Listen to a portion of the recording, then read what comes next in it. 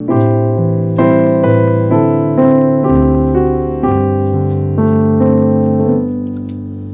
다 같이 보실 하나님의 말씀은요, 창세기 15장 1절에서 7절까지 말씀입니다. 창세기 15장 1절에서 7절까지 말씀. 제가 가진 성경책으로는요, 구약 17면에 있습니다. 창세기 15장 1절에서 7절까지 말씀.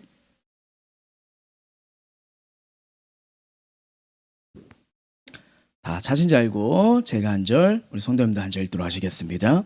이후에 여호와의 말씀이 환상 중에 아브라함에게 임하여 이르시되, 아브라함아 두려워하지 말라. 나는 내 방패요 너희 지극히 큰 상급이니라.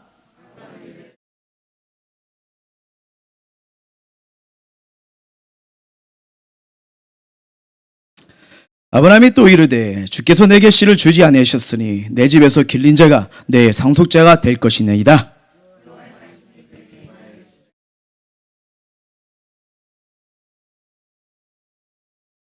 그를 이끌고 밖으로 나가 이르시되, 하늘을 우러러 무표를 셀 수 있나 보라. 또 그에게 이르시되, 내 자손이 이와 같으리라. 같이요. 또 그에게 이르시되, 나는 이 땅을 내게 주어 소유를 삼게 하려고 너를 갈대아의 우리에서 이끌어낸 여호와니라. 아멘. 우리 다 같이 믿음의 선포하도록 하겠습니다. 시작. 나는 하나님의 살아계심을 믿습니다. 나는 하나님 바라보며 다시 도전합니다. 나는 하나님이 쓰시는 위대한 믿음의 사람입니다. 무엇이든 믿음대로 됩니다. 믿음 있는 우리에게 반드시 기적은 일어납니다. 예수가 길이고 답이다. 아멘. 우리 행복생교회 성정원주 기도 제목 기도하는 마음으로 함께 읽도록 할게요. 시작. 십자가 보혈 위에 전하행복생교회를 세우시고 때가 되어 약속의 땅으로 이전하여 건축하는 복을 주시는 하나님께 감사와 영광을 올려드립니다. 우리 교회를 통해 전함과 아산의 영혼들을 구원하여 주시고 다음 세대의 소망을 세우는 축복의 현장, 예수님 만나는 길목이 되게 하소서. 온전히 기도로 세워지는 성전이 되게 하시고 민원이 없도록 모든 주민들의 마음에 은혜를 주시고 교회 안팎으로 건축을 방해하는 이들이 없도록 목사님과 성도들이 한마음 한믿음 한언어 한순조로 하나 되게 하시며 주의 일에 걸림돌이 없도록 방해하는 어둠의 세력은 예수 이름으로 떠나가게 하소서. 시공사의 사닥다리를 축복해 주시고 기쁨으로 주님의 성전을 먼저 생각하고 약속과 신뢰, 정직과 정무성, 차별에 대한 설계, 기능과 미학을 갖춘 완벽한 시각으로 행복생교회를 건축할 수 있도록 하나님의 불꽃 같은 눈으로 지켜주시며 공사의 안정과 주변의 여건과 모든 일정에 차질이 없도록 인도하사 이는 힘으로 되지 아니하며 능력으로 되지 아니하고 오직 나의 영으로 되는 나의 역사가 일어나게 하소서. 하늘 문을 여사 성전 설계, 건축비, 빚분들이 채워지고 남는 기적을 주시며 이태를 위해 예비하신 하나님의 언신된 사람들이 마련하게 하시고 오병이의 기적이 일어나게 하소서. 감사와 기쁨으로 찬하여 드린 예물에 복을 주사 넉넉히 드릴 재정의 축복을 모든 성도에게 허락하여 주시고 하나님의 일을 더 크게 할 수 있도록 가정과 일터와 사업장에 한없는 복을 내려 주소서. 건축이 이루어진 순간에도 신령과 감동의 예배로 구원을 얻는 성도가 날마다 넘치게 하시고 행복생교회 성도들이 성령의 불을 받고 기도하고 전도하여 청정전무와 주일학교 기간에 넘치는 부흥을 주소서. 서로의 연약함과 부족함을 사랑함으로 채워주시고 새 성전에서 하나님의 사역을 능력 있게 감당할 훈련받은 자들이 세워져서 새 성전에 들어올 만한 넉넉한 믿음이 자들로 축복하여 주소서. 담임 목사님을 하나님 오른팔에 붙들어 주셔서 한국교회와 나라와 열방을 향한 비전에 쓰임받게 하시고 온전히 사역에 집중하도록 영권, 인권, 물권, 건강을 주시고 가정의 안정과 평안을 주시고 성도들에게도 동일한 은혜 주사 말씀과 기도로 축복받는 인생이 되게 하소서. 모든 기도에 응답해 주시고 영광 받으실 예수님의 이름으로 기도함나이다. 아멘. 자, 오늘도 주의 성전을 찾으시고 또 영상으로 예배드린 모든 성도들에게 하나님이 부어주시는 크신 은혜가 임할 줄 믿습니다. 우리 옆 사람 앞에서 한번 인사했으면 좋겠습니다. 주님의 사랑이 함께 하십니다. 시작. 아멘. 자, 우리가 이 동화책을 보게 되면요, 참 재미있는 동화책이 많잖아요. 근데 아마 이상한 나라의 앨리스 다 한 번씩 보셨을 거라 생각합니다. 이 동화책을 보게 되면요, 이 어린 동화에서 채셔 캣이라는 아주 말재주가 좋고 꾀가 많은 고양이가 등장하는 걸 알고 계실 겁니다. 이 앨리스는요, 이상한 나라에서 빠져나가는 길을 찾다가 이 갈림길에서 바로 캣을 만나게 되는 거예요. 그래서 어떤 길로 가야 하나, 채셔 캣은 앨리스에게 물어봐요.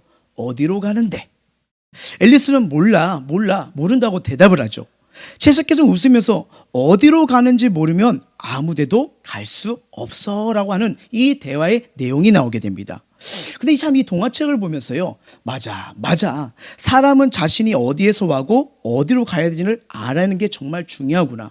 여러분, 인생도 시작이 있으면 우린 분명히 다 끝이 있는 걸 알고 있는 거 아니겠습니까? 왜냐하면 인간에게는 온 길이 있기 때문입니다. 근데 그 길은 누가 정하시냐? 하나님이세요. 하나님이 한 사람을 부르시고 택하시고 인생의 모든 것을 인도하시는 분이 바로 우리의 주관자, 생명자, 창조자이신 하나님이심을 기억하시길 바랍니다. 근데 이 하나님이 인도하시는 거는요, 이 철새가 항로하는 길보다 더 정확하다는 것을 우리가 이 성경을 통해서 많이 발견합니다. 그래서 그 길을 알아야 목적지에 다다를 수 있기 때문입니다. 하나님은 우리의 길, 인생의 여러 가지 상황을 통해서요, 만들어 가시고 세워 가시고 때로는 연단을 통해서 우리를 단련시키시는 게 하나님의 계획이에요. 그래서 욥은요, 그 눈물 속에 인생길에서 하는 고백이 뭡니까? 자, 욥기서 23장 10절입니다. 시작. 그러나 내가 가는 길을 그가 아시나니 그가 나를 단련하시 후에는 내가 순금같이 되어 나오리라. 아멘. 자, 오늘 이 본문 창세기 15장을 보면요, 이 조카 롯을 구하기 위해서 가나안에 큰 전쟁이 일어나요. 근데 아브라함이 그 전쟁에서 이기고 조카 롯을 구해놓습니다. 근데 이 전쟁이 딱 끝나다 보니까 와, 다음에 이 전쟁이 또 일어나면 어떻게 하는 거지? 이 가나안의 무적이 또 쳐들어오면 되지? 큰 두려움에 빠지기 시작하는 거죠. 어떻게 보면 우리도 작년에 보면요, 이 작년 때도 참 앞날에 걱정과 두려움이 많았지만 참 하나님 은혜 가운데 21년을 넘어왔고요, 지금 또 22년에 새해를 걷고 있는 거 아니겠습니까? 무사히 넘어왔지만 근데 솔직히 앞으로도 어떤 일이 상황이 이루어질 수밖에 없는, 어떤 일이 벌어질 수 없는 정말 생활의 문제들을 긴장을 늦출 수밖에 없는 게 우리의 모습인 거예요. 잘 보세요. 여전히 코로나는 끝나지 않았습니다. 그렇죠? 그리고 나라의 방향을 바꿀 대선이 이제 얼마 남지 않았고요. 그러다 보니까 여러 가지 혼란이 이어지고 있고요. 앞으로 새해 여러 가지 전망들은요, 이렇게 뉴스를 통해서 사회 현상을 보면요, 우리 마음을 점점 어떻게 합니까? 어둡게 만드는 요소들이 많지 않습니까? 뭐 고용 사정은 더 나빠져 가지고요, 이 직장을 구하는 게 지금 쉽지 않은 상태고요. 참 뉴스를 보고 신문을 보는데 안타까운 것은 이 청년들이 점점 우울증이 많아지고 있대요. 뭔가 우울증이 정말 많으니까 자신감도 잃어버리고 어찌할지 몰라 정말 마음이 아픈 걸 보게 됩니다. 뭐 이뿐일까요? 가정적으로, 개인적으로, 경제적으로도 어렵기도 하지요. 또 부모님들은 부모님들의 고민 있고, 또 자식들을 생각하면 진로나 결혼 문제, 이 마음 한켠에 뭔가 도사리고는 이 근심거리와 우리 인생의 문제, 삶의 문제, 그리고 건강 문제도요, 이게 마음을 놓을 수가 없는 게 우리의 모습인 거예요. 자, 이런저런 문제를 생각해 보면요, 분명히 2022년 이 새해 소망도 있지만 어떻게 보면 어렵기도 하고 힘들기도 하고 또 부담스러움 많고 막막한 불안 속에 있는 것이 우리의 마음일 것입니다. 아브라함도 지금요, 우리처럼 이 복잡한 상황 속에, 이 본문 속에 그 현장에 있는 거예요. 깊은 현실과 한숨의 현실과 두려움에 빠졌던 것 같습니다. 그러다 보니까 하나님께서요, 이 아브라함 마음을 얼마나 잘 아시는지 갑자기 환상 중에 나타나서 말씀을 해주시는 거예요. 그게 오늘 본문 15장 1절입니다. 자, 한번 읽어볼게요. 시작.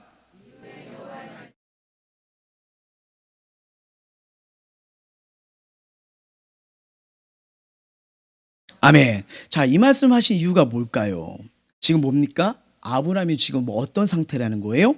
두려움의 상태라는 거예요. 두려움의 상태라는 거. 여러분 잘 생각해 보세요. 편안하게 길을 갖고 있어요. 기쁨 갖고 있는데 갑자기 하나님 나타나서 두려워하지 마. 하나님 저 행복한데요. 두려워하지 마. 하나님 저 행복해서 찬양하고 있는데 두려워하지 마. 계속 이럴까요? 아니요. 하나님이 우리를 정확히 아시는 분이에요. 갑자기 나타나서 그럴 리가 없는 분이십니다. 왜요? 전지하시기 때문이에요. 아브라함은 지금 무엇을 두려워하고 있을까요? 아브라함이 두려워하는 것은 지금 말씀을 통해 그대로 드러납니다. 나는 내 방패다. 난 너의 상급이다. 지금 이 얘기를 하는 거예요. 두려워하지 말라, 이 단어. 난 너 방패야. 그 다음에 상급이야. 이 얘기를 하는 거예요. 뭘까요? 너의 방패. 내가 너의 보호자야. 그리고 너의 상급 뭐예요? 내가 너에게 인생의 복을 줄 수 있는 분이야. 지금 이 얘기를 하시는 거예요. 그러면 왜 갑자기 하나님은요, 아브라함에게 이런 말씀을 하셨을까요? 자, 이 말씀을 살펴보면요, 이 아브라함의 걱정과 두려움과 불안에 대한 상황이 있다는 걸 보게 되잖아요. 자, 그 내용이 어떤 내용일까요? 1절 보시면요, 이후에라는 단어로 시작합니다. 이후예요. 이후예요. 그러니까 앞에 어떤 사건이 있었다는 거예요. 앞에 어떤 사건이 있었던 거예요. 14장을 쭉 보게 되면요, 아브라함 생에 있어서요, 처음 겪는 엄청난 전투가 나옵니다. 아브라함은 목축을 하는 부자예요. 군인이 아니에요. 근데 뜻하지 않게 가나안 전쟁에 휘말리게 된 거예요. 당시 가나안의 여러 부족 국가들이 이 두 진영으로 나눠져 가지고 전쟁을 했는데 이 소돔 쪽이 지게 된 겁니다. 근데 알다시피 소돔 쪽에 누가 있었죠? 조카 롯이 있었던 거예요. 예. 그러다 보니까 지니까 어떻게 해요? 포로로 잡혀간 거예요. 그래서 가나안에서 데리고 온 유일한 혈족이잖아요. 가족이잖아요. 그래서 롯을 구하기 위해서 아브라함은요, 자기 집에서 훈련받은 자 318명을 데리고 가서 그 연합군을 물리치고요, 롯과 함께 이런 걸 다 찾아옵니다. 가나안의 강력한 내나의 연합군을 일개 족장이었던 이 아브라함과 집에서 훈련 군인들이 이거 물리친 거예요. 대단한 일 아닙니까? 이런 엄청난 전쟁의 수를 거두고 그 난 뒤에 그래서 이후에라고 얘기를 시작하는 거예요. 그런데 큰 승리를 얻었어요. 큰 영광을 얻었어요. 근데 밀려오는 생각이 뭐예요? 최선을 다해 이를 성사시키고 갈망하던 것을 손에 은혜 받고 불가능 상황에서 응답을 받고 투혼을 발휘했는데 지금 그 마음에 뭐가 따라옵니까? 염려와 두려움이 따라온 거예요. 여기까지 최선을 다해 겨우 했는데 다음에 더 잘할 자신이 없어지고 이번처럼 잘되지 못할까 하던 두려움이 아브라함에게 임했다는 겁니다. 어떻게 보면요, 우리도 마찬가지 아닐까요? 다들 최선을 다해 인생을 걸어오지 않으셨습니까? 그 다음에 이게 끝나면 좋겠는데 또 다음은요, 이 문제가 해결되면요 또 다음 문제는요, 어떻게 하지? 이런 마음이 우리를 두렵게 하는 거예요. 지금 아브라함이 큰 정쟁과 영광을 받았지만 그 다음은 그러다 보니까 두려움이 들어온 거예요. 한번 생각해 보십시오. 롯을 구하기 위해서 큰 전쟁을 벌여서 이겼어요. 난생 처음 전쟁을 해버린 거예요. 근데 현실로 딱 돌아와 보니까 엄청난 위기의 위험에 빠진 거예요. 자기는 하나입니다. 이 4개 연합군이 또 친구를 데리고 오면요 8개 연합군이 돼버리는 거예요. 그러다 보니까 이들이 만약에 이렇게 또 마음을 먹고 더 많은 연합군을 보면 어떻게 돼요? 쑥대밭이 되는 거예요. 가족을 지켜야 되잖아요. 가축들과 재산을 지켜야 되잖아요. 그러니까 당연히 이런 고민이 되는 거 아니겠어요? 그러다 보니까 잘 보세요. 아브라함은 또 이방인이에요. 고향이 아닙니다. 남의 땅에서 이방인으로서 겨우 나를 지킬 만한 세력을 간신히 키웠는데 뜻하지 않은 전쟁에 말려들어 이제 내 능력 이상의 일이 커져버린 거예요. 내가 여기 왜 휘말렸지? 왜 이상하게 와버린 거지? 어떨 때는 우리도 괜한 일을 벌였거나 후회하고 두려울 때가 있지는 않습니까? 또 지금까지 잘해온 일도 끝까지 해내지 못할 것 같은 이 두려움이 일상에서 수시로 일어나는 게 우리의 상황과 모습이 아닐까요? 아브라함의 두려움은 동맹군이 분명히 더 연합을 해서 쳐들어올 거다. 이 염려 속에 빠져드는 거예요. 떠돌이 이방인의 불악 정도야 마음만 먹으면 얼마든지 초토화시킬 수 있는 병정이니까 얼마나 가족을 보고 자신을 보니 얼마나 마음이 괴로웠을까요? 그래서 하나님이 그 마음을 아시고 나타나서 말하는 거예요. 아브라함아, 두려워하지 말라. 난 내 방패요 너의 상급이야. 이 말씀을 주시는 거예요. 아브라함에게 가장 필요한 말씀을 해주시는 게 하나님이셨던 겁니다. 가나안의 대적을 두려워하는 아브라함에게 내가 방패가 되어주겠다. 자, 이후에 알다시피 우리가 성경을 보게 되면요 동맹군이 아브라함을 쳐들어왔다는 기록이 없습니다. 왜요? 이 말씀대로 하나님께서 아브라함을 보호하시더라고요. 다시는 쳐들어오지 않아요. 그러면서 본문 뒤에 하나님께서 더 말씀하십니다. 자, 15장 15절이에요. 시작. 너는 장수하다가 편안히 조상에게로 돌아가 장사될 것이요. 말씀대로 되는 거 우리는 알고 있지 않습니까? 하나님은 아브라함 인생의 방패셨고요, 아브라함은 그의 평생에 안전했습니다. 하나님 말씀이 그대로 지켜주신 거예요. 하나님 우리를 때로 단련시키기 위해 전쟁을 방불케 하는 이 삶의 소용돌이에 밀어넣기도 하십니다. 그러나 우리가 얼마나 약하고 낙심하고 쉬운 죄님을 또 하나님은 아세요. 한 고비를 넘어 여기까지 왔으면 또 내일을 생각하면 다리에 힘이 풀리고 또 마음이 물처럼 녹아버리는 그래 우리의 연약감을 하나님은 아시는 거예요. 오늘 아브라함을 찾아오셔서 꼭 맞는 말씀으로 은혜 주신 그 믿음, 하나님께서도 우리에게 이 말씀을 통해 용기와 힘을 주시는 사랑의 하나님이심을 믿으시길 바랍니다. 어느덧 참 송구영신 예배 드린 게 엊그제 같은데 벌써 중순이고요, 다음 주는 말이고요, 그 다음에 이제 설날이고요, 금방 또 2월달이 다가오겠더라고요. 자, 이렇게 사과하면서 정말 하나님이 우리에게 주신 그 말씀이 뭐였죠? 그리고 새해를 맞이하면서 우리가 결단한 게 무엇입니까? 그 마음 계속 유지하고 계십니까? 아니면 또 생각지 못한 여러 상황 속에 근심과 염려에 빠져 계십니까? 어떻게 보면 참 삶을 보게 되면요, 제일 많이 근심이 까질 경우가 이 몸에 질병이 찾아올 때 염려를 하는 걸 많이 보게 되더라고요. 근데 하나님은요, 참 우리에게 언제나 필요한 말씀을 주십니다. 혹시 질병이 근심되는 분은요, 주님이 주시는 말씀을 보시길 바랍니다. 자, 마태복음 8장 17절 시작.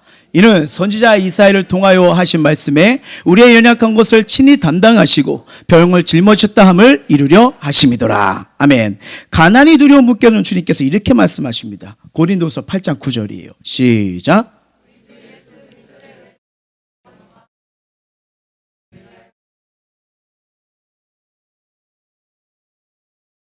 자, 사람과의 관계를 두려워하신 분께는 에베소서 말씀 붙잡으시면 됩니다. 시작. 그는 우리의 화평이신지라.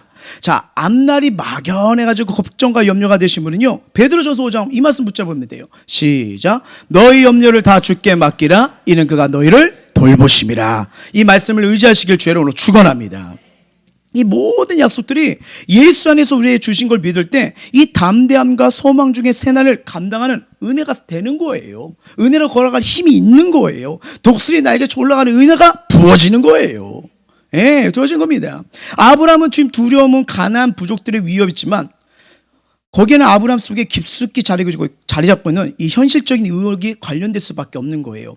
주석책으로 배경을 살펴봤습니다. 아브라함을 알다시피 멀고도요, 그 바벨론 제국에서 약 224km나 떨어진 갈대 우르에서 하나님께 부르심을 받잖아요. 이방 안에 온 거예요. 그냥 말씀 듣고 순종해서 멀리 그냥 온 것뿐이에요. 그러면서 하나님께서는 뭘 약속을 줬죠? 장차 이 가나안 땅 아브라함과 너를 통해서 자손을 주고 하나님의 백성으로 큰 복의 근원을 삼겠다, 이 말씀을 주셨잖아요. 근데 여러분 잘 보세요. 10년이 지났어요. 근데 아브라함에게는 아직 인생의 상급 뭐가 없죠? 자식이 없어요. 아직 자식이 없어요. 아브라함이 하나님께 대묻는 질문에서 그거 그대로 보입니다. 나에게는 이게 없다니까요. 하나님이 말씀하셨어도 이게 없다니까요. 잘 보세요. 2절이에요. 15장 2절. 시작. 아브라함이 이르되 주 여호와여 무엇을 내게 주시려 하나이까? 나는 자식이 없사오니 나의 상속자는 이 다메섹 사람 알리에셀이니라. 아브라함이 동맹군의 반격을 염려하다 보니까 자식 하나 없는 자기의 신세 가치심 철행에서 지금 울적해져 버린 거예요. 자기의 모습 보니까 이게 안 되니까 지금 또 울적해 버린 거예요.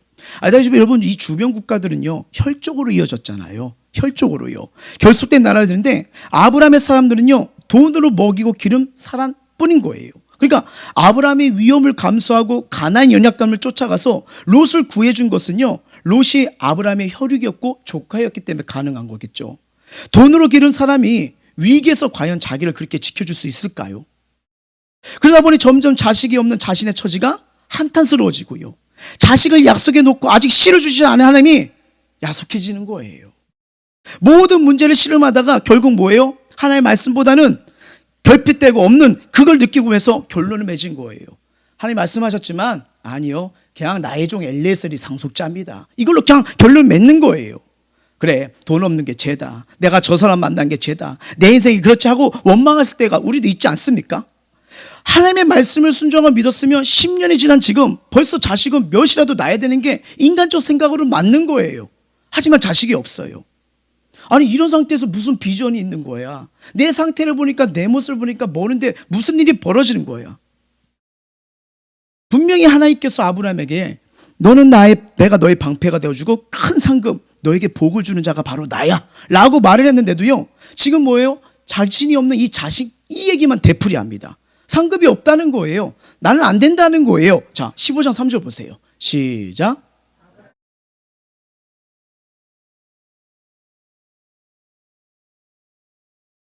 우리는 이 아브라함의 체념을 알 것 같아요. 우리도 하나님의 약속에 수도 없이 기대했다가 실망했다가 매일 반복하며 살아가지 않습니까? 그러다 보면 오늘 아브라함처럼 하나님에 대한 말씀에 대한 약속에 대해 잊어버리고 신뢰를 잊어버릴 수가 있는 거죠. 얼마나 아브라함이 힘들었으면 이런 체념을 하잖아요. 체념을 하잖아요. 하나님 안 주셔도 돼요. 그냥 우리 종이 될 거예요 하면서 이렇게 체념을 하는 거예요. 왜요? 아브라함은 지금 나이가 여러분 80이 넘었어요. 넘었으니 자식은 됐고 큰 민족도 틀린 것 같으니 충실한 종 엘리에셀의 상속자를 갖고 그를 의지해서 노년을 이제 보내겠습니다 라고 하는 거예요. 하나님께 대한 기대에 하나님께 대한 기도의 소원에 응답이 지체될 때 가장 힘든 거는요, 하나님께서 이걸 모르시는 게 아닌가 하는 의구심이에요. 내가 하는 일들이 정말 하나님이 원하시는 일인가? 내가 수고하며 하나님을 섬기는데 하나님이 정말 이걸 알고 계시는 걸까? 어떻게 보면 안 믿는 사람도 이거보다 낫고 일도 잘 풀리고 행복해 보이는데, 정말 하나님은 살아계신다고 하고 나의 기도를 들으신다고 하는데 하나님이 날 보살피고 축복하는 게 정말 맞는가? 이런 의구심이 들 때가 있지 않습니까? 근데 분명한 건 우리는 성경의 모든 역사를 압니다. 하나님의 약속과 우리를 향한 선한 시도는요, 언제나 변하지 않는 분은 누구예요? 하나님이셨어요. 하나님은 한 번도 그 말씀을 어긴 적이 없으십니다. 예, 그렇게 이끌어 가세요. 잊혀진 것도 아니에요. 분명한 것은 아브라함을 복의 근원이 되게 하시고 나중에 하나님을 섬기는 큰 나라가 되게 하시는 말씀, 우리는 이루어진 걸 이미 다 알고 있습니다. 지금 여기에요. 꼭 아브라함 입장에서 생각해 봅시다. 아브라함이 지금 이 2절 3절에서 뭐예요? 하나님이 나에게 자식을 주지 않았잖아요. 그러면 자식만 주셔야 하나님의 살아계신 증거가 나타나는 걸까요? 자식을 주고 내가 원한 것만 이루어져야 하나님은 살아계신 분일까요? 지금 아브라함이 말하는 게 그거잖아요. 그 다음에 여러분 잘 생각해 보세요. 10년 전 갈대의 땅, 여러분 여기 우상숭배 지역입니다. 아버지가 데라 우상숭배 장사하는 분이에요. 근데 그 가정에서 소망이 없어요. 구원의 영생의 은혜가 없어요. 누가 불렀죠? 하나님이에요. 하나님이 우상을 밟던 그에게 딱 부르시고요, 꿈을 주시잖아요. 너에게 큰 민족을 너의 만민의 아버지가 되는 은혜를 내가 너에게 줄 거야. 이 약속 주신 거 엄청난 은혜 아닙니까? 날 자녀 삼았대요. 날 구원하겠대요. 이 은혜 받은 거 아닙니까? 그리고 지금 보세요. 318명의 일꾼을 거느리고 있어요. 거부가 됐어요. 거부가 됐어요. 그리고 여러분 알다시피 나중에는 주변 나라가 왜 안 쳐들어온지 아세요? 약조를 맺었습니다. 서로 전쟁하지 말자. 연합되면 얼마든지 쳐들어와서 공격할 수 있는데 하나님이 방패가 되시니까요, 그들의 마음을 간담을 서늘케 만드신 거예요. 그리고 알다시피 이웃 나라가 쳐들어와야 안 쳐들어요? 안 쳐들어요. 말씀대로 가요. 잘 보세요. 하나님이 함께하지 않으면 어떻게 이런 일들이 가능할까요? 가능할까요? 우리도 마찬가지예요. 지금 아직도 이루어지지 못한 문제들 볼 때 어떻게 보면 하나님과 전혀 관련이 없는 것 같기도 하고 더 낭망하면서 하나님이 안 계시다고 느낄 때가 있을 겁니다. 근데 분명한 거는요, 여전히 하나님은 우리를 통한 하나님의 계획은 이루어지고 계시고요, 선하게 인도해 주시고요, 그뿐만 아니라 차근차근 지금 우리를 인도하실 때 한 걸음 한 걸음 인도하시는 정말 약속을 성취하시는 하나님을 의지하시길 바랍니다. 여러분 잘 생각해 보세요. 하나님 인도하시는 거 이거랑 똑같아요. 우리가 만약에 옆에 장님이 있어요. 그러면 장님을 이끌어갈 때 이렇게 손을 잡고 가잖아요.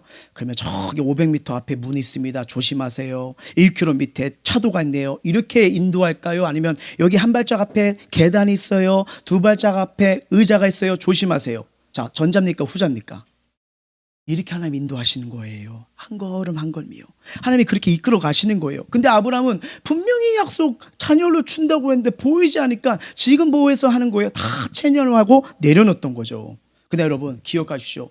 우리 하나님은 약속하시면요, 한 개도 빠지지 않고 다 약속대로 주시는 분이십니다. 이게 성경의 약속인 거예요. 그럼 궁금하죠? 궁금한 게 있어요. 이 말씀을 묵상하는데 궁금한 게 있는데, 하나님은 왜 그냥 주실 자식이면 바로 안 주시고 이렇게 애태우고 기다리게 하실까요? 그게 우리의 고민 아니겠습니까? 그냥 주실 거면 제때 주시면 얼마나 좋겠습니까? 이게 우리의 생각이에요. 근데 성경을 가만히 보니까 하나님은요, 제때 주시더라고요. 하나님이 주시는 건 언제나 제때입니다. 최고의 때, 최고의 방법입니다. 이게 하나님이에요. 우리는 우리의 시각에서 우리 때에 맞춰주지 않고 하나님 때에 맞춰주는 걸 항상 기억하고 믿어야 이게 지치지 않고 포기하지 않을 수 있다는 거예요. 이 아브람도 자기 때만 생각을 하다 보니까 뭐예요? 지금 지치고 체념을 했던 거잖아요. 체념을 한 거잖아요. 그러니까 하나님께서 어떻게 해요? 다시 밖으로 나갑니다. 밖으로 나가가지고요, 밤하늘에 벌 보여주면서 저렇게 많은 대우선들을 주시겠다고, 여러분 시청과 교육까지 시키는 거 아니겠습니까? 저는 이 시청과 교육이 바로 여기서 나온 것 같아요. 네. 별 보면서 너에게 약속한 걸 다시 한번 되새겨 주잖아요. 네. 그리고 이삭을 언제 얻어요? 즉시 아니에요. 그 다음도 아니에요. 이후로 무려 15년을 기다리고 겨우 이삭 하나를 얻게 됩니다.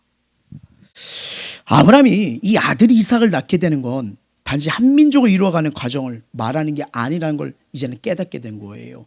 이 하나님의 시선이 어디까지 가는지 아십니까? 아브라함은 자기의 상황, 자기의 가정, 자기의 모습 속에 빨리 이삭을 주세요. 이게 아브라함의 시각이었어요. 근데 하나님은 그걸 뛰어넘는 시각을 갖고 있었습니다. 잘 보세요. 갈라디아서예요. 갈라디아서 3장 16절입니다. 시작.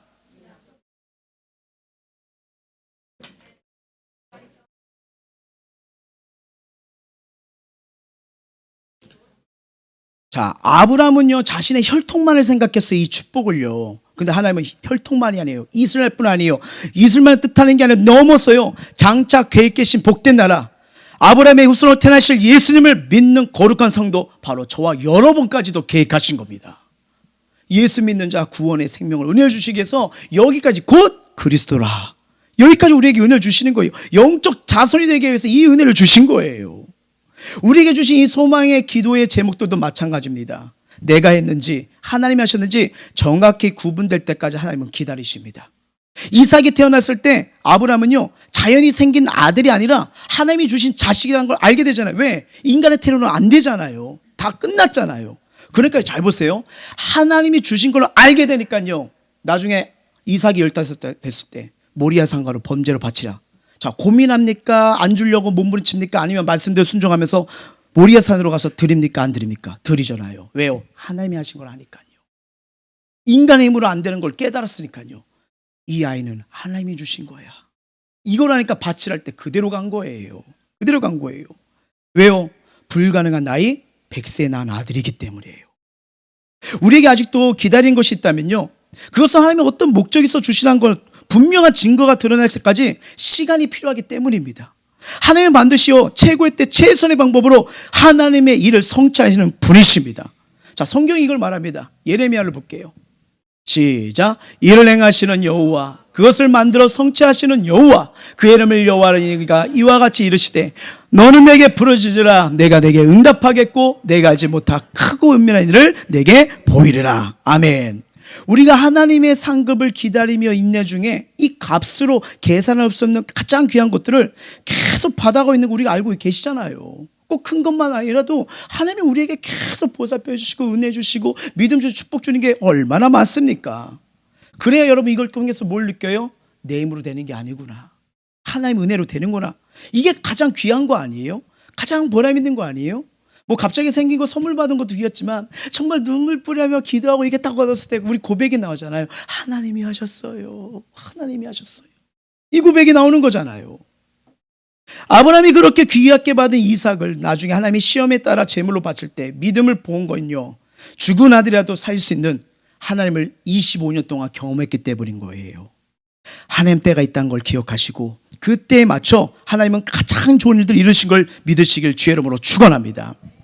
아브라함은 아직 자신을 하지 못해 지금 두려움과 우울증에 빠져 있지만요, 하나님께는 장차 이삭을 주고요, 먼 미래에 예수님을 보내셔서 셀 수 없는 백성들을 건지실 걸 보고 하나님이 기뻐하신 거예요. 그래서 하나님께서 한 사람을 부를 때, 한 사람에게 말씀하실 때는요, 그 사람만 보지 않습니다. 넘치는 은혜까지 계획하시는 게 하나님이세요. 하나님이신 거예요. 자, 그러니까 여러분 잘 보세요. 이 은혜가 나오니까 오늘 이 본문 말씀 잘 보셔야 됩니다. 그러다 보니까 15장 6절에 뭐가 나와요? 읽어볼게요. 15장 6절. 15장 6절.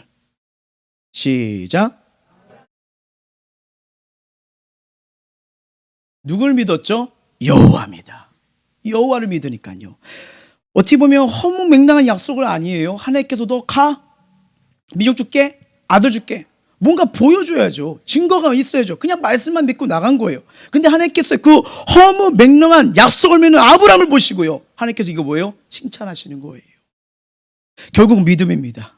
하나님께서 우리에게 주시는 모든 이야기들의 결론은 하나인 거예요. 믿음인 거예요. 계시록도 뭐예요? 주 예수의 여셔가 없어서 주님이 오신다. 기다려라. 믿어라. 이게 계시록 아닙니까?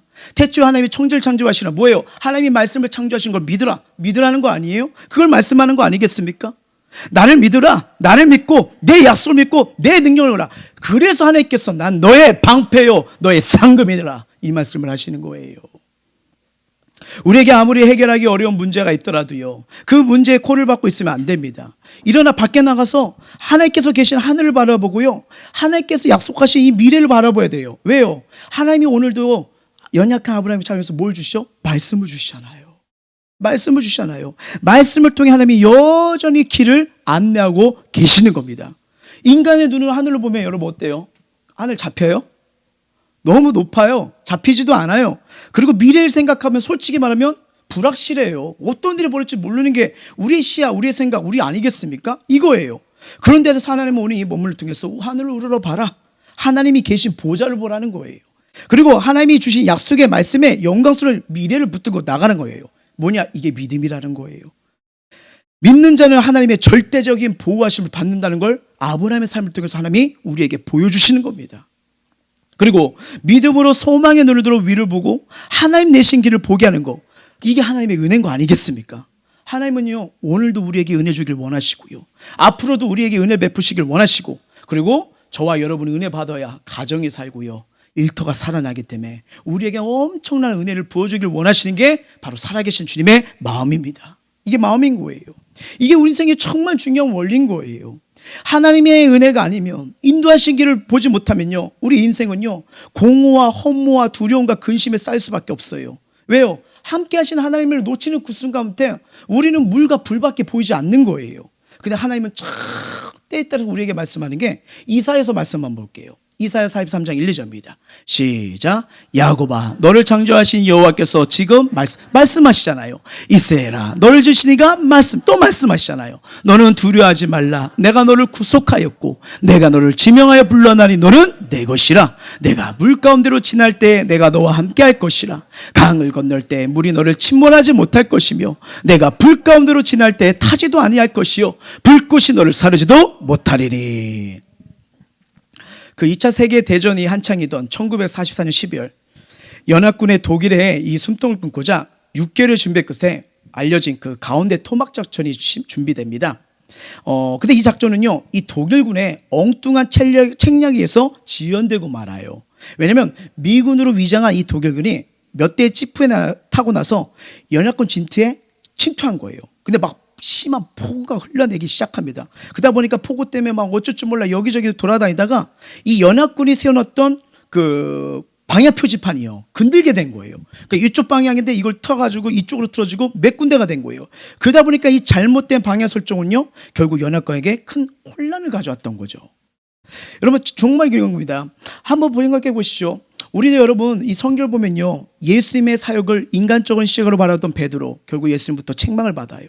신앙의 표지판이 잘못됐을 때 베드로는요, 하나님의 길을 찾지 못하고 인간의 길로 들었었던 거죠. 근데 참 이 내용 보면서, 이 책의 내용을 보면서 딱 제 가슴에 느낀 게 뭐냐면, 야, 정말 하나님을 따르는 자로서, 하나님 바라보는 자로서 이 신앙의 표지판을 제대로 보지 못하면 우리도 얼마든지 잘못된 길로 갈 수 있구나. 그래서 성경은 크게 두 가지의 기동의 방향표를 알잖아요. 말씀의 길, 기도의 길이요. 이게 두 기동인 걸 우리에게 말해주는 거 아니겠습니까? 정말 말씀과 길 안에, 기도 안에 우리 인생을 돌보시고 이끄시는 하나님의 엄청난 은혜가 있음을 꼭 기억하시길 주의 이름으로 축원합니다. 그 말씀을 묵상하다가요, 1월 10일자 국민일보를 보다가 서울 하늘빛 교회 왕대일 목사님이 쓰신 글이 눈이 확 들어오더라고요. 그래서 말씀을 보다가 야, 어떻게 하나님께서 또 이 마음을 주실까 하는데, 그 글이 뭐였냐면 칼럼이 이거였어요. 길이 끝난 곳에서 길이 시작됩니다 라는 글이요. 한번 읽어드릴게요. 어떤 내용이냐면요, 영국 런던에는 기차형 킹스크로스가 있습니다. 평범한 그에게 한쪽 벽에 9와 4분의 3 승강장 팻말이 붙어있는데, 아마 저거 아시죠? 보신 분들은 아실 거예요. 뭐죠? 해리포터에서 유래된 거예요. 해리포터요. 예, 말이 승강장이지 그냥 뭐예요? 벽입니다. 벽. 더는 지나갈 수 없는 벽인데, 알다시피 이 영화를 보시면요, 해리가 카트짐을 잔뜩 싣고 그 벽에 성큼 발을 놓자 바로 빨려 들어가면서 어디로 가죠? 마법 학교로 가는 특급 열차를 타게 되는 승강장으로 이어집니다. 그러다 보니까 이 칼럼의 그 고백이 뭐냐면, 오늘의 벽이 내일의 문이 된다는 생각을 생각해봐라 라면서 이걸 주는 거예요. 저기 여러분 명장소입니다. 나중에 꼭 놀러 가십시오. 저도 아직 안 가봤는데 저희가 사람들 줄 서면서 막 사진을 엄청 찍더라고요. 해리포터 여기. 그리고 모르신 분들은 해리포터를 보세요. 그러면 샥 들어가가지고 특급 열차를 타고요, 마법학교로 들어갑니다. 그러면서 이제 나오는 내용이, 그 목사님의 내용이 뭐냐면 이 내용이에요. 읽어드릴게요. 이집트 땅을 벗어난 이스라엘이 광야길을 가다가 홍해 앞에서 오도 가도 못한 신사에 빠졌습니다. 길이 끊기고 사라지고 막혔습니다. 뒤에는 광야요, 앞은 바다입니다. 이집트 군대가 추격해 오고 있고 망망대해가 앞에 버티고 있습니다. 해리포터 식으로 말하면 벽 앞에 마주 서 있습니다. 모세는 바다 위로 손을 내미는 동작 하나만 합니다. 나머지 일들은 하나님이 하십니다. 모세가 바다 앞으로 수신호를 보내자 하나님이 바닷물을 움직이게 하셨습니다. 밤새도록 광풍이 부는 가운데 바다의 바닥이 드러날 때까지 움직이게 하셨습니다. 바닷물이 양쪽으로 갈라져 길이 나게 됐습니다. 정우승 시인의 표현을 빌리면 이렇습니다. 모든 벽은 문이다. 기억하십시오. 구원의 주님으로부터 인도를 받는 사람들에게 오늘의 벽은 내일의 문이 됩니다. 오늘의 걸림돌은 내일을 위한 디딤돌이 됩니다. 출애굽기 14장 15절은 이스라엘 자손이 바다 가운데 마른 땅을 지나갔다고 여러 번 증언합니다. 이스라엘 자손은 길이 끝났다고 생각했는데 하나님은 길이 없는 곳에 길을 내신다고 말씀합니다. 이스라엘 자손은 눈앞에 펼쳐져 있는 바다를 바라보고 이제는 죽게 됐다고 아우성을 쳤지만 하나님은 그런 이스라엘에 너희가 바다 가운데서 마른 땅으로 걸어가라고 말씀하십니다. 하나님이 내리신 처방에 모세가 순종했습니다. 바다 위로 손을 내밀었습니다. 모세라고 두려움이 없었겠습니까? 주저하지 않았겠습니까? 그러나 모세는 자기 경험보다 하나님의 말씀을 더 따랐습니다. 바다를 본 다음에 하나님을 떠올린 이스라엘 입에서는 원망이 터져 나왔는데 하나님을 보고 나서 바다를 바라본 모세의 눈에 그 바다는 하나님의 일하시는 현장이었습니다. 그러면서 그 목사님이 이렇게 말씀하시는 거예요. 사람의 길이 끝나는 곳에서 하나님의 길이 시작됩니다. 사람의 경험이 끝나는 곳에서 하나님의 말씀이 시작됩니다. 지성의 역할이 끝나는 곳에서 영성이 시작됩니다. 그런데 믿음 없이는 하나님 말씀으로 영성으로 하나님의 길로 나아갈 수 없습니다. 구원의 길, 생명의 길에는 믿음 없이는 들어갈 수 없습니다. 그러면서 다음과 같이 말씀을 하면서 마무리하는 거예요. 그러니 아무리 어렵고 힘들어도 믿음의 길을 지키십시오. 믿음이 먼저입니다. 예수를 그리스도로 믿는 믿음이 먼저입니다. 하나님이 살아계시고 우리는 그 살아계신 하나님의 자녀란 믿음이 먼저입니다. 믿음이 없이는 하나님을 기쁘시게 하지 못합니다. 알다시피 우리 여러분 이 홍해바다의 말씀을 보게 되면요, 이게 인간의 힘으로 열린 길이 아닌 거 알고 있잖아요. 하나님 내시는 길이에요. 그냥 길이 아니에요. 하나님이 하나님의 백성 이스라엘 위해서 내신 길이에요. 길이 끝난 곳에 길이 시작된다는 거. 길을 잃어야 여행이 될 수 있는 거고 길이 없다고 여겨진 곳에서 하나님이 내어주시는 살 길이 열리는 거구나. 이 말씀을 통해서 다시 여기는 거예요. 아브라함이 그랬잖아요. 저 어떻게 이겨요? 저거 어떻게 해요? 그러니까 하나님께서 뭐요? 무슨 소리야? 내가 너의 방패인데. 무슨 소리야? 너의 인생의 축복은 바로 내가 주는 건데. 그렇게 말씀하시잖아요. 그러면서 이거를 읽고 이렇게 나오는데 기도가 나오는 거예요. 주님, 우리로 하나님의 길을 걷는 자들이 되게 하소서. 하나님이 내시는 길에 서 있는 인생이 되게 없어서. 그러면서 이게 묵상이 되는 게 다시 그 출애굽을 말씀을 보게 됐죠. 그러면서 하는데 그 이스라엘 백성이요, 홍해바다 앞에 왔을 때 하나님께서 홍해바다를 육지로 만들어 주셨잖아요. 이게 응답이구나. 이게 응답이구나. 이것 때문에 모세와 이스라엘이 하나님을 더 깊이 만나는구나. 깊이 만나는구나.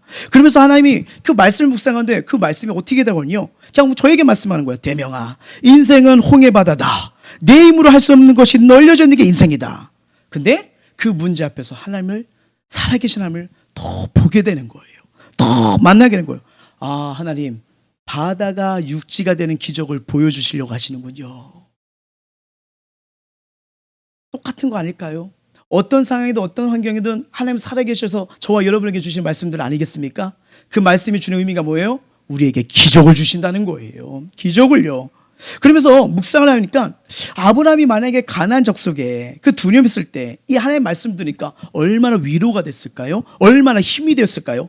그러면서 찬양을 불렀다면 이 찬양을 부르지 않았을까라는 생각을 하게 됩니다. 너무 은혜가 되더라고요. 우리 한번 이 찬양으로 하나님께 올려드리기를 원합니다. 하나님은 너를 지키시는 자,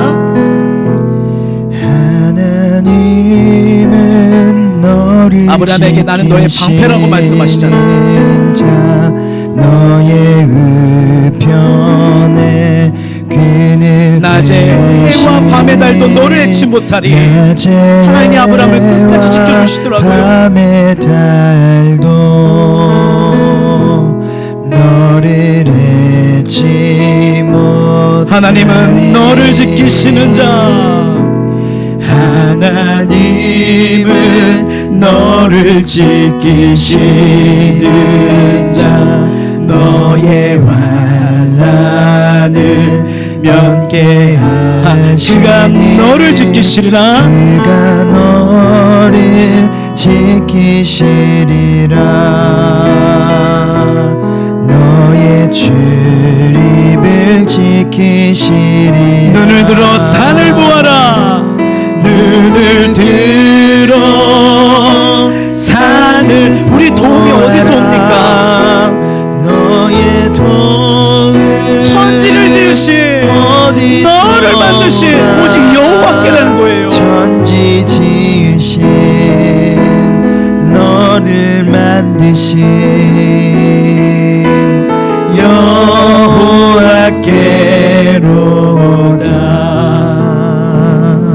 인생을 살다 보면요, 누구나 힘들고 지치고 어려운 상황과 환경이 있는데 이게 바꿔지지 않으면 낙심도 되고 두려움도 생기고 누구나 다 절망에 빠집니다. 근데 중요한 거는요, 주님은 언제나 이 말씀을 통해, 성경을 통해 여전히 날 붙들고 있다고 계속 말씀해 주시는 거예요. 우리에게요. 하나님 주신 한번 말씀 볼까요? 신명기 10장 13절입니다. 시작. 내가 오늘 내 행복을 위하여 내게 명하는 여호와의 명령과 규례를 지킬 것이 아니냐. 주님 말씀 보고 붙들수록 위로와 힘과 행복을 주시기 위해 말씀의 능력이 여전히 우리와 함께 하심을 믿으시길 바랍니다. 그러면서 계속 이 창세기 말씀을 봤어요. 그러다가 18장에 이 말씀이 확 들어오는 거예요. 한번 읽어볼게요. 시작. 여호와께서 이르시되 내가 하려는 것을 아브라함에게 숨기겠느냐.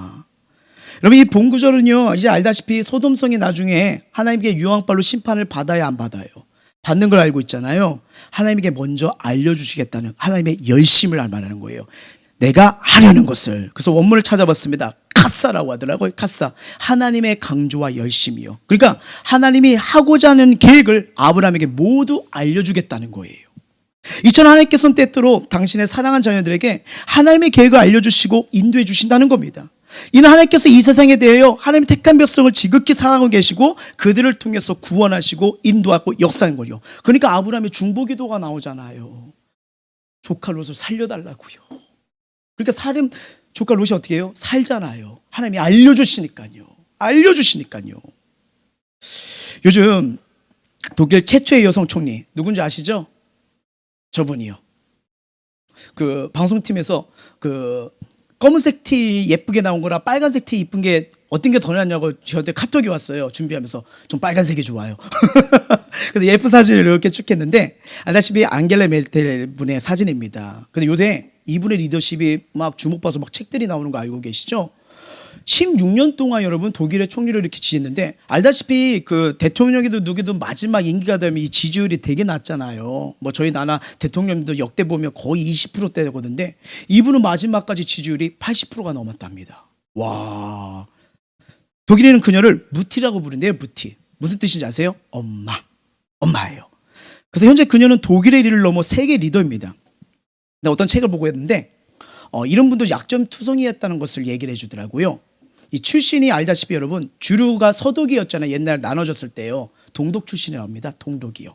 그리고 아버지가 목사님이십니다. 왜 그 얘기를 했냐면 배경이 든든하지 않다는 거예요. 정치로 뭘 할 때 빽이 없다는 거예요. 그리고 게다가 여러분 알다시피 정치 세계에 보면 여자분들이 많아요? 남자가 많아요? 남자가 많으니까 얼마나 조롱과 비하를 받았겠습니까? 그리고 아직도 여성이고요. 또 안타까운 건 이혼녀시래요. 이혼녀. 강력한 카리스마도 없습니다. 막 실수로 인해 곤욕도 엄청 치렀어요. 그냥 어떻게 보면 그냥 푸근한 이웃집 아줌마 같은 스타일이에요. 그럼에도 이 세계적인 리더가 된 비결이 뭐냐? 그분의 고백에서 찾을 수가 있더라고요. 한 인터뷰인데 그분이 이렇게 말을 한 거예요. 저는 하나님이 나에게 이미 주신 것을 잘 활용했습니다. 숱한 고비가 있었지만 없는 것 때문에 포기하지 않고 주신 것들 가지고 헤쳐나갔습니다. 우리는 무언가를 더 소유해야만 성공할 수 있다고 생각합니다. 그러나 하나님께서 이미 주신 것을 활용하면 가능합니다. 이 고백을 하면서 그 저자가 마무리를 뭐라고 하면요, 하나님이 이미 우리에게 주신 것들이 있잖아요 라고 말하는 거예요. 그래서 하나님께서는 모세에게 이미 뭘 주셨죠? 지팡이요. 양치는 늘 갖고 있던 이 지팡이요. 근데 이 지팡이로요, 애굽을 내리치고요, 홍해 바다를 갈라버렸어요. 그리고 다윗은 뭐가 가지고 있었죠? 물맷돌이요. 골리앗은 거대한 이 커다란 이 사람 앞에 다 이스라엘 문제가 왕이 덜덜 떨었을 때요. 이 어린 손이 물맷돌 가진 걸로 나가니까 어떻게 해요? 골리앗을 무너뜨려 버립니다. 이미 가진 걸로 하나님이 일을 행하신 거예요. 아, 하나님이 이미 내게 주신 게 뭘까? 저와 여러분에게 이미 주신 게 뭐예요? 이미 주신 것을 가지고 나가면요. 여기서 말하는 게 뭐예요? 어떤 고난이든 헤쳐나갈 수 있다는 거예요. 하나님 일을 행하신다는 가장 큰 무기가 된다는 것입니다. 그래서 저는 참 부족하지만 이 글을 읽고 이 책을 보고요. 참 기도하는 것과 말씀 보는 게 너무 좋고 행복하더라고요. 왜요? 하나님이 주시는 하나님의 은혜와 이 능력의 토구가 언제나 말씀 가운데 기도 가운데 이루어지거든요. 그래서 사역을 할 때 마음이 감동이 되면 그걸 가지고 또 엎드리고 기도하고 답을 찾는 과정을 갑니다. 그러다 보니까 뭐 아시는 분도 있지만 우리 교회는 양육도 맡고 막 작전 기도가 많아요. 왜요? 답을 찾으려면 엎드릴 수밖에 없거든요. 근데 이 과정이 정말 쉽지가 않습니다. 정말 쉽지가 않아요. 뭐 모르겠어요. 정말 집에서 밥 먹은 지가 언젠지 이것 때문에도 있고, 근데 하나님 주신 마음과 비전 속에 이거는 엎드릴 수밖에 없기 때문에 또 기도받을 수밖에 없는 거예요. 근데 재미있는 거는요, 어느 순간 하나님 뭔가를 친밀하면 치료해서 뭔가를 줘요. 그러면서 이제 마지막으로 분별하는 게 성경입니다. 하나님 말씀을 통해서 알려주세요. 왜? 내 생각과 내 마음은 늘 완전하지 못하거든요. 그러면 말씀으로 또 찾는 거예요. 근데 그것이 응답일 때 여러분, 이거 말로 표현할 수 없는 하나님의 살아계시가 역사하신과 더 큰 하나님의 은혜와 믿음을 주시더라고요. 믿음을 주시라고요. 그러니까 하늘의 기쁨을, 이 축복을 표현할 수가 없는 거예요. 근데 저는 이 과정이 너무 재밌어요. 너무나 즐거워요. 그러면서 하나님이 또 주신 게 뭘까? 말씀 기도를 주셨죠? 사명이요. 사명 주셨잖아요. 사명을 주셨잖아요. 이 지역을 부르시고 주신 사명은요, 영혼들 살리고 회복하고 다음들 살리도록요. 그러면서 쭉 하다가 이제 하나님의 은혜 가운데서 때가 되니까 성전 건축의 사명도 주신 거예요. 알다시피 말씀 이사야 54장 보면요, 내 장마터를 넓혀라. 근데 참 희한합니다. 그 부흥에 오셨던 그 목사님 한 번도 뵌 적이 없어요. 소개로 정말 기도하시는 분, 괜찮은 분 이분을 소개해 주셔서 그때 이제 부흥에 와서 처음 한 거거든요. 근데 이분이요, 10월 달에 우리가 부흥에 있었잖아요. 7월 달인가 그때부터 기도하면서 이 교회를 놓고 기도해 응답을 받았대요. 내 장마터를 넓혀라. 그래서 오시더니 건축 준비하고 상황인가요? 하더니 이 말씀을 받았다고요. 그러면서 알다시피 그때 부흥회 때 장막의 터를 넓혀라면서 말씀을 막 쏟아주셨잖아요. 그러면서 하나님 뜻이라며 축복의 말씀을 주셨습니다. 그리고 거기서 끝나지 않았어요. 여러분 알다시피 이 부흥회 끝나면요, 알다시피 이게 설교 끝나면 다들 힘들고 지치잖아요. 마지막 부탁한 게 마지막 날 우리 성도님들 개개인 축복 기도 좀 해주세요. 기도 해주세요. 그래서 막 성령께서 역사하시니까 개개인별로 가정별로 막 주신 응답들이 있었잖아요. 그리고 너무 은혜 받으셔가지고 하루도 저는 여러분 그 집회 가면요 딱 끝납니다. 아직 쉬고 싶어요. 근데 너무 은혜를 받아 하루 더 하고 가셨잖아요. 네. 내 힘으로 할 수 없기에 말씀 붙들고 기도하며 엎드리며 하나님 인도하심을 구하는 거예요. 감사하게도 우리 성도들이 계속 함께 기도하고 계시죠. 또한 많은 지역의 많은 성도들이 저희 교회에서 계속 기도해 주시고 응원해 주시고 중보기도가 점점 많아져서 전 감사할 뿐이에요. 그래서 상황과 환경이 산 넘어 또 산이 있을지라도 하나님께서 말씀 주시니까, 말씀 들으면서 답을 주시니까 그냥 그거, 내가 바라보고 의지할 건 하나님이구나. 주님 저에게 뭐라고 말씀하십니까? 저 기도할게요. 알려주세요. 보여주시면 됩니다. 근데 이 과정이 너무나 재밌고 행복인 거예요. 왜? 이 말씀은 내 행복을 위해 줬다는 거예요. 그냥 문제가 커도 크신 하나님이 보는 것 속에 이 하나님 주신 금이 너무나 큽니다. 근데 이게 왜 이렇게 기쁨이 올까? 왜 이렇게 재밌지? 왜 이렇게 행복하지? 라는데 어느 순간 성경 말씀이 이게 확 오는 거예요. 갈라디아서입니다. 읽어볼게요. 시작.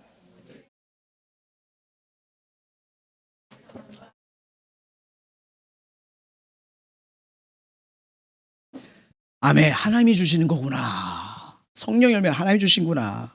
사랑과 희락과 화평과 하는 거예요. 그러다가 그 하나님의 인도하심을 구하라 유기성 목사님 책을 읽게 되었어요. 이렇게 보는데 이 부분을 이 목사님이 이렇게 설명을 하시더라고요. 한번 읽어볼게요. 시작. 성령이 우리 가운데 역사하시면 형편이 어려워도 마음에 기쁨이 임함을 믿으시길 바랍니다. 성령의 눈으로 볼 수 없지만 설명하기 어려운 기쁨이 자신의 마음에 넘치는 것을 보게 됩니다. 성령께서 그런 마음을 심어주실 때 주님이 주시는 마음이라고 분별해서 성령을 따라가면 열매를 맺습니다. 말씀을 맺도록 할게요. 아마 우리 인생에 커다란 잔혹도 있고 문제도 있고 또 넘어야 할 여러 가지 눈물과 상황이 이런 것들이 다 개개인별로 가정마다 다 이런 게 있더라고요. 근데 하나님께서는 이 아브라함에게 찾아왔던 것처럼 걱정하지 마. 난 너의 방패야. 너의 상급이야. 여전히 생각과 마음과 삶이 무너질 때 주님은 우리를 말씀으로 다시 또 위로해 주시고 힘을 주시고 세워가시고 이끄시는 언제나 말씀하시는 하나님이시라는 겁니다. 그 하나님의 말씀을 따라갈 때는요, 낭망도 물러가고 두려움도 물러가고 걱정과 근심도 물러가고, 베드로 말씀처럼 야, 하나님이 여전히 날 돌보고 계시구나, 하나님이 여전히 우리와 함께 하시구나, 야, 우리 가정도 하나님이 이끄시고 함께 하시나, 이 은혜, 살아계신 하나님을 반드시 보게 될 줄 믿습니다. 이 믿음으로 승리하시길 주의 이름으로 축원합니다. 우리 시간 찬양하면서 주님 앞에 서길 원해요.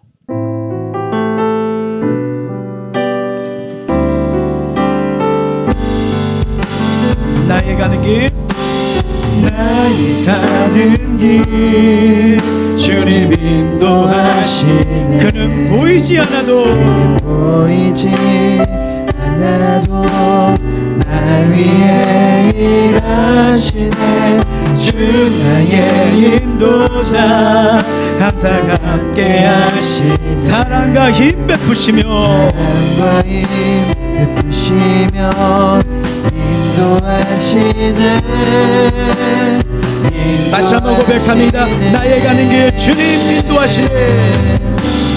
나의 가는 길 주님 인도하시네. 그는 보이지 않아도 그는 보이지 않아도 날 위해 일하시네. 주 나의 인도자 항상 함께 하시네. 사랑과 힘 베푸시며 사랑과 힘 베푸시며 인도하시네. 인도하시네. 하나님은 길을 내시는 분이십니다. 광야의 길을 광야의 길을 만드시고 날 인도해. 사막의 강 만드신 것 보라. 하늘과 땅 변해도 하늘과 땅 변해도 주의 말씀 영원히. 내 삶 속에 세일을 행하니. 내 삶 속에 세일을 하나님은 말씀으로 우리 삶을 인도하시고 가르쳐 주십니다. 광야의 길을 만드시고 광야의 길을 만드시고 날 인도해. 사막의 강 만드신 것 보라. 하늘과 땅 변해도 말씀은 영원합니다. 하늘과 땅 변해도 주의 말씀 영원히. 내 삶 속에 새 일을 행하리. 나의 가는 길 나의 가는 길 주님 인도하시네. 그는 보이지 않아도 그는 보이지 않아도 날 위해 일하시네. 주 나의 인도자 항상 함께 하시네. 사랑과 힘 베푸시며 인도하시네. 인도하시네. 자, 우리 말씀을 기억하면서 기도하게 나가길 원하는데, 아브라함은 인생의 전쟁으로 인해 커다란 두려움이 왔어요. 근데 하나님은 그 마음을 아시고 아브라함에게 말씀하시죠. 두려워하지 말라고요. 나는 내 방패요 큰 상급이라 말씀하시는 겁니다. 너를 보호하는 자, 복을 내리는 자 바로 여호와라는 거예요. 이스라엘 자손은 눈앞에 펼쳐지는 바다를 바라보고 이제는 죽게 됐다고 아우성을 쳤는데, 하나님은 그런 이스라엘에게 너희가 바다 가운데 마른 땅으로 걸어가라고 또 말씀하십니다. 이스라엘 자손은 길이 끝났다고 생각했는데 하나님은 길이 없는 곳에 길을 내신다고 말씀하셨어요. 그 가운데 있던 모세라고 두려움이 없었겠습니까? 주저하지 않았겠습니까? 근데 모세는요, 자기의 경험보다 하나님의 말씀을 더 따랐어요. 바다를 본 다음에 하나님을 떠올린 이스라엘 입에서는 원망이 터져 나왔지만, 하나님을 보고 나서 바다를 바라본 모세의 눈에 그 바다는요, 하나님이 일하시는 현장 축복으로 바뀌어버렸습니다. 하늘빛 교회 목사님 말을 빌리면, 사람의 길이 끝나는 곳에서 하나님의 길이 시작됩니다. 사람의 경험이 끝나는 곳에서 하나님 말씀이 시작됩니다. 그러니 아무리 어렵고 힘들어도 믿음의 길을 지키길 원합니다. 그리하면 하나님이 열어주시는 기적의 길, 기적의 은혜가 우리에게도 펼쳐지는 것입니다. 오늘 이 말씀을 부여잡고 하나님 바라볼 때 바다가 육지가 되듯이 기적이 널려지는 인생이 되게 하여 주시옵소서. 어렵고 힘들고 두려움과 염려와 근심이 들지라도 여전히 나에게 말씀하시는 나는 너의 방패야, 나는 너의 상급이야, 나는 너의 보호자야, 나는 너에게 복을 주는 하나님이야. 이 하나님을 바라보고 모든 시험과 난관을 이겨낼 수 있는 은혜를 내려 주시옵소서. 우리 마음을 토하고 입술 열어 간절하게 기도하시겠습니다. 사랑의 주님, 이 시간 내가 주님을 바라봅니다.